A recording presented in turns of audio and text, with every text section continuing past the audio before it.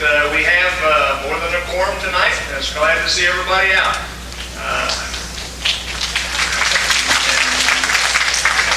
Start the meeting off tonight with the Pledge of Allegiance. If you'd all stand, Director Black, would you lead us in the Pledge of Allegiance? I pledge allegiance to the flag of the United States of America and to the republic for which it stands, one nation, under God, indivisible, with liberty and justice for all. Thank you. The next order of business, Mr. Secretary, do we have a motion? Dolores? Okay. What would you like to do? And we accept the minutes of the previous meeting. Okay. The minutes of the previous meeting are attached to your agenda. Is there any discussion or opposition to accepting that? Everybody accept it? Please say aye. Aye. Thank you. Okay. The next item on the agenda tonight is a special report that we have, the Treasurer's report. That'll be followed by our Auditor's annual report. You go first.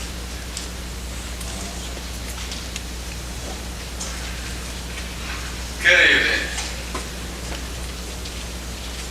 Before I go into our financial position, which you know is going to be very good right now because we're at the beginning of the year, we still have most of our money. This budget is a tight budget. Our revenues are going to be less than projected because our resident count that we're using was higher than the actual residents that are going to be paying dues through the year. In addition to that, as everybody knows, interest rates have tanked. So our projected interest income is going to be lower than projected. I will be working very close with our community manager to ensure that we stay within budget without any reduction in services for our residents. Now I will go into our financial positions. In the operating fund, we presently have $3,559,000, as I said, which is at the start. Of that, $1,600,000 are in CDs. I will also tell you that our CDs are all over the United States in various banks, all insured by the FDIC. So we don't have a problem with that. Our dues receivable at the end of February was $86,150. That is less than 3% of all the residents that we have here. It is approximately the same as last year. Liens filed at the end of February were $24,734 in the capital fund. And first I will tell you about our homes. To date, we've had, through February, we have received transfer fees for 32 homes. In the month of February, it was 18 homes. And as of the current date of March, it's also 18 homes. We had projected in our budget that we would close on an average of approximately 18 homes a month. We are presently behind budget because in the month of January, we only closed on 14 homes, and we certainly hope to make that up during the rest of the year. We have a total at the end of February in our capital fund of approximately $562,000. Out of that, approximately $280,000 are in CDs. In the replacement fund, again, I'm going to give you some very large figures. We have in there $1,583,000 for our replacement fund. From the capital fund and the replacement fund are the monies to be used for the locker room this year. I'm only guessing because we don't have any figures yet, but I would probably say it would cost in the area of about $750,000. Are we adequately funded? My answer to you is yes. In the replacement fund, the total cash that we have, I said, is $1,583,000. Out of that, $88,000 is for replacement of equipment, separate fund, and $33,000 for our hurricane deductible. Of that money, we have only approximately $7,000 in cash, $626,000 in a money market, and $950,000 in CDs. The renovation fund, the end of February again, we have approximately $43,400. That is my report. Are there any questions? And if there are no questions, I'd like to introduce Dawn Lopez, a partner in Dwight Darby, who is in charge of our audit for the past year.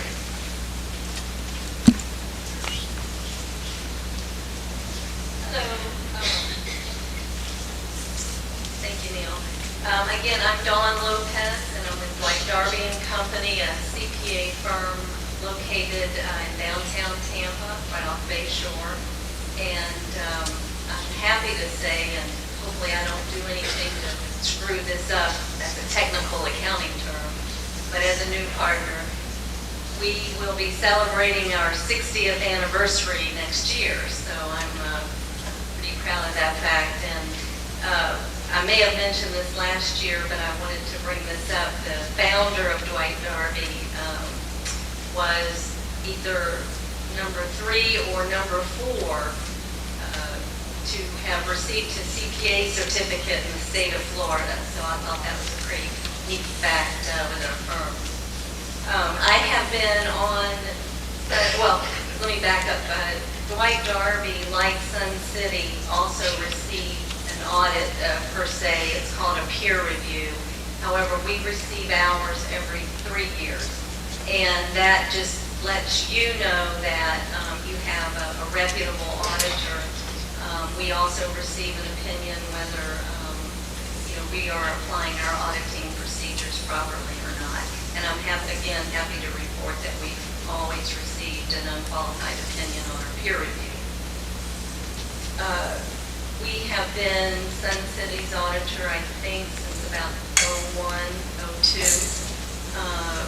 We have had staff changes through the years, which is good because it always gets a new set of eyes out in the field. Just to clarify, because some people are confused what an audit actually entails, and it basically, really the bottom line is to take the numbers that Neil just spoke about, though they were a little different at year end, and tell the reader, you all, whether they are fairly stated or not. And that's the bottom line as to what an audit is. There is some side things that we do as well, but the main objective is to let you know whether or not the financial statements are fairly stated. There are not any material misstatements. And again, I'm happy to report that we were able to issue what's called an unqualified opinion, which states that the financial information provided by the management is fairly stated. The financial statements understand will be located in the library. If I'm not going to go into detail at the year-end numbers, but they are located in the library in case you'd like to see them. Some of the administrative matters that I just want to make you aware of. During the audit, we had no disagreements with management. We received full cooperation, full access to the books and records. I have worked with this team here in the office for the last couple of years, and they are doing a phenomenal job keeping up with the amount of detail that comes through that office. They're doing a really great job from the debit credit side of that I deal with. We talked about that. Our opinion is to provide assurance on the financials that they're free of misstatement. Some other matters, we're not required to look for illegal acts or fraud, but we try to design our program to do that. If we become aware of anything, we are required to make you aware of it. We did not come across any matters related to that. Our audit entries that are proposed each year are pretty same as last year. They're just standard entries. They have to do with capitalizing some of your beautiful buildings out there and making a few small accruals. Same thing as last year. We do issue each year a management letter that might offer some suggestions as to control policy to put in place, and that also should probably be available in the library so that you want to see that. Nothing major in those areas. And then I think Neil already spoke about, I was just going to bring up two matters from the audit at year end, and that is, if I were sitting out there listening to me, I'd want to know are our investments still there in light of the economy? And Neil has already spoke to that because of the conservative nature of our investing, they're still there, so that's good, whereas the rest of our monies are gone. And then the other is, are our neighbors paying their assessments and dues? And though we have a small amount reserved, the majority they are. So that's probably the two things I would want to know if I were sitting out there. Any questions?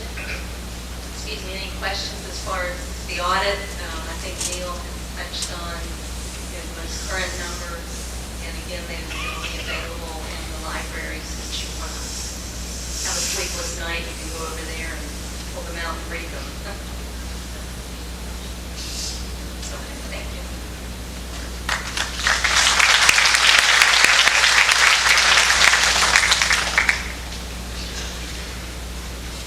Okay, next up is our community manager.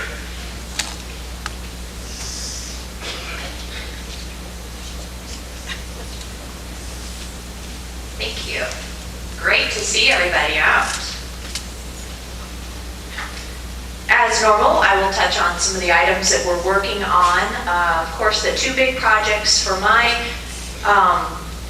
list this year was the locker room project, which is a big one, as Neil had touched on the dollar figures, and also the overlay of the asphalt here at Community Hall and replanting of these islands of the landscaping that's died in the front entrance.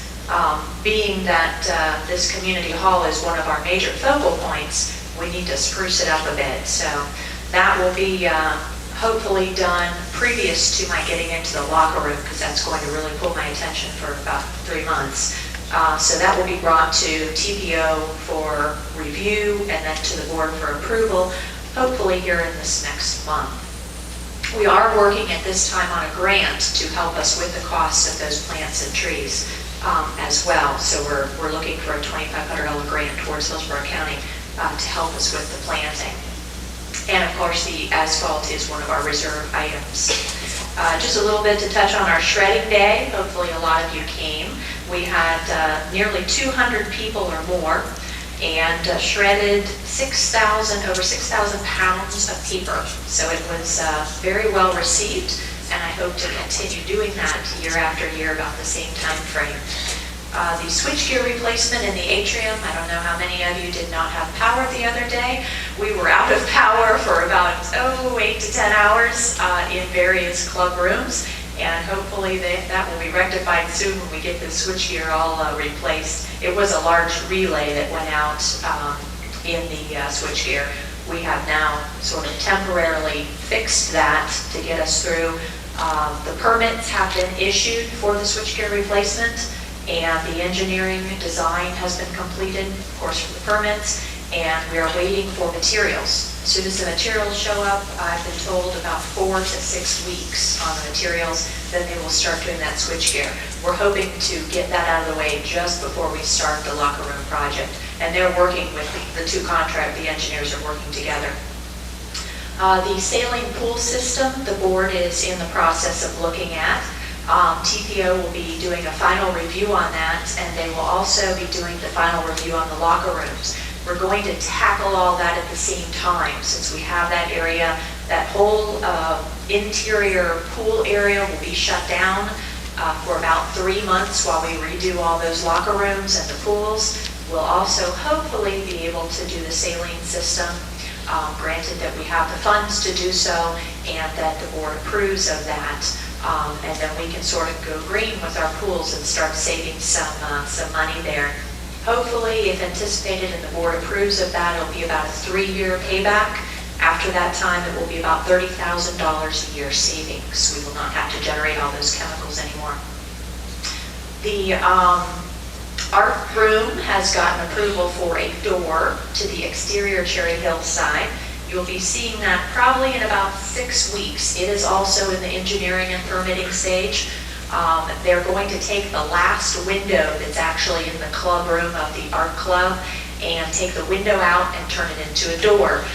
That building does not have any exterior doors to Cherry Hills where the next building does. So we're going to sort of make it look a little more unison, and then the art room will have a door to Cherry Hills to be more visible.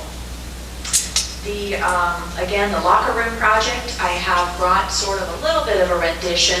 They are the actual plans from the engineer. So those are actuality. The pictures I have gathered from around the area, various places, and it's sort of a what we're going after look. We're going to go more towards modernization, energy efficiency, water savings, all of the automatic items, the automatic flushes, automatic shutoffs, so that we try and save where we can. And we're looking at neutral colors. We're going to try and stay neutral colors, easy to clean, easy wear and tear, and non-dating, so that this will sort of bring us up into the competition world, so that when people walk around to look at the atrium area, it's going to have a much newer feel and a nicer look for purchasers and for our members. Also, the basketball hoop has been quite the controversy. I just wanted to sort of touch on that, so any of our tennis players don't panic. There has been sort of a rumor, I know that's hard to believe around here, that the basketball hoop is going to be placed on the practice wall. It is not.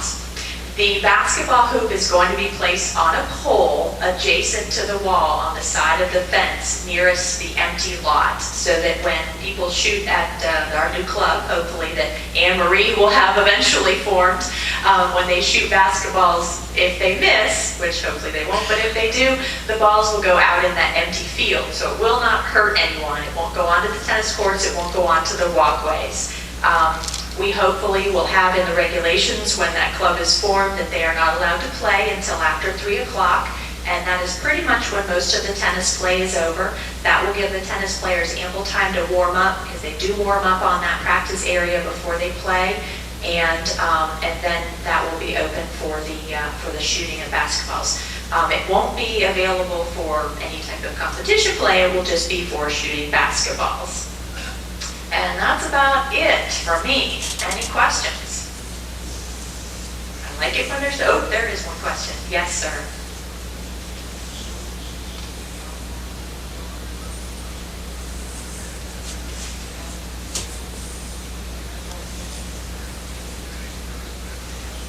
Yes. Yes, the outdoor restroom areas are the next on my project list in the replacement reserve lineup.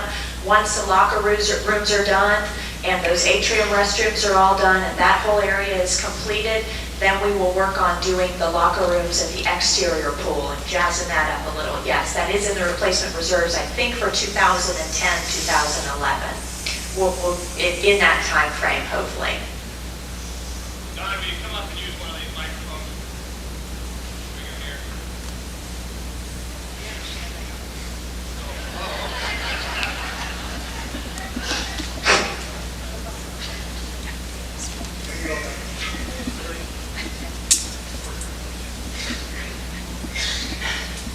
This will take less time. My question simply is, will the outdoor pool be available all the time that the atrium pools and locker rooms are shut down? Yes, Don, thank you. I didn't mention that. We're going to work on probably a little bit of a schedule for the outside pool when the interior pools are closed, because of course in the shallow areas, we'll probably have some of our exercisers that would like to walk in those shallow areas. We do have lap swimmers, which will want to sort of try and swim laps uninterrupted. So we will be working on some type of schedule that will be posted outside for different times. We might have to cut down on certain children's hours or this or that to get everybody able to use that pool. But the outside pool will be the only pool that is open for that 3-month period. Hopefully not as long as 3 months, but for the period the inside pools are shut down, yes. Yes, sir. Stan, please come use the microphone.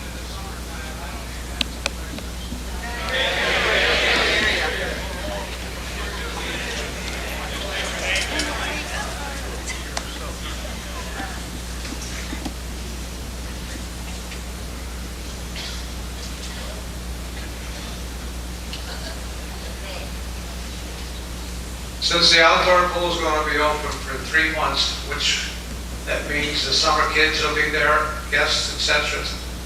And the pool capacity is 74. Can someone assume then that people are going to be checked to make sure that they are guests of someone down here or they have a pass? And second of all, if there is overcrowding in the pool, are the members allowed to stay in and the guests get out? That's a good question. I would answer that very diplomatically and say we will look into that and take that under advisement when the time comes. Anyone else? Thank you.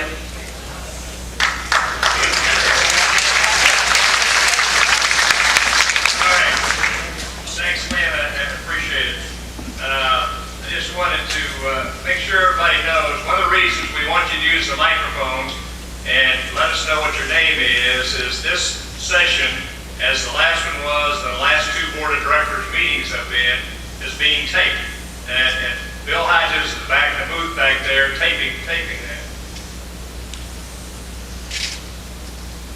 Taping this. So if you have a question, please use a microphone if you don't mind, and state your name, and if you'll face the camera back there, Bill Hodges can get your picture for future posterity. All right, I'd like to welcome you to this membership meeting. Thank you very much for coming. We have 360 people here today, which is a great turnout, and we appreciate you coming to do that. So, first of all, I'd like to introduce the members of our board that's here. You stand up. Director Bob Black. Hold your applause backwards, if you don't mind. Director Ann Cross, Director Patrick Long, and Neil Rothfeld, our treasurer. Director Anne-Marie LeBlanc, Director Woody Nelson, Director Howie Griffin, and Director Al Alderman. You give those guys a good hand. They do a lot of good work. Here's Don Shane's over here. How did I miss the guy that yells?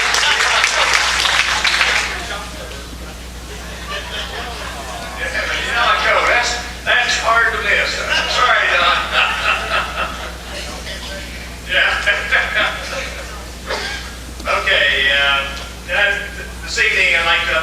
status of the community from my perspective. You've heard the treasurer and the community manager's view of the world today. In addition, at the end, as most of you probably know, we have a presentation by Walt K-Wine and on the grassroots task force that he's been leading concerning guidelines for Kirk Field. Now, this meeting is another chance for the board of directors, and they're all here tonight, to hear from you and what you think about the community and what's going on in the community. Before we get down to serious business at hand, though, I'd like to recognize and congratulate Anne-Marie LeBlanc, Al Alderman, and Jane Keegan, as well as the many, many other volunteers that made this year's Fun Fest such a great event. Now, Jane Keegan has volunteered to be next year's Fun Fest chairman. She didn't get enough this year, I guess.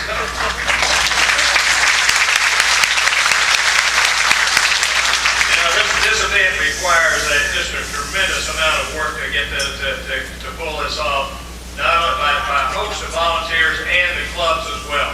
So there's a lot of work goes into it. I hope everybody that came had a great time. You know, we estimated the crowd to be between 6,000 and 7,000, and every time I was there, it was just it was full to the brim. But I think the health fair was a big hit with it, and everybody really enjoyed that.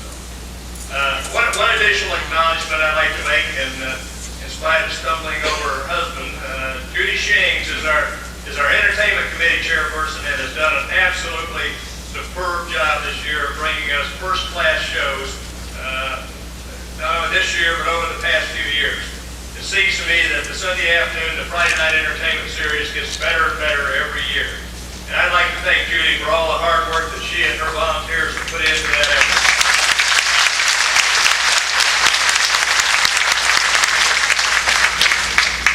At our last meeting in January, I told you that as a community we're facing some tough times. More specifically, the issues revolve around the fitness center, the South Bay Hospital, and the WCI bankruptcy. All of these individually impact us and what we do in our standard of living here. The fitness center litigation is still in process. In late January, we held a meeting with JBD Construction and their lawyer. This meeting was to explore grounds for possibly reaching an out-of-court settlement.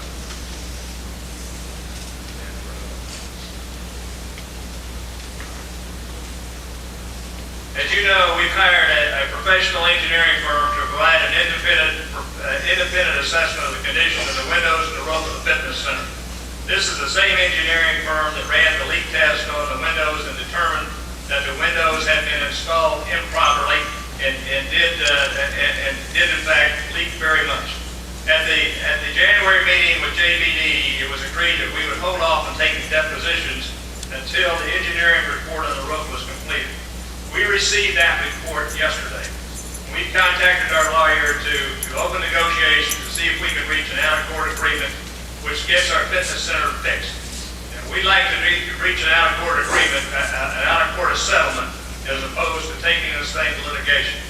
Now, we've also expanded the lawsuit in case the out-of-court settlement doesn't work. We've expanded our litigation to include the bonding company and the architect.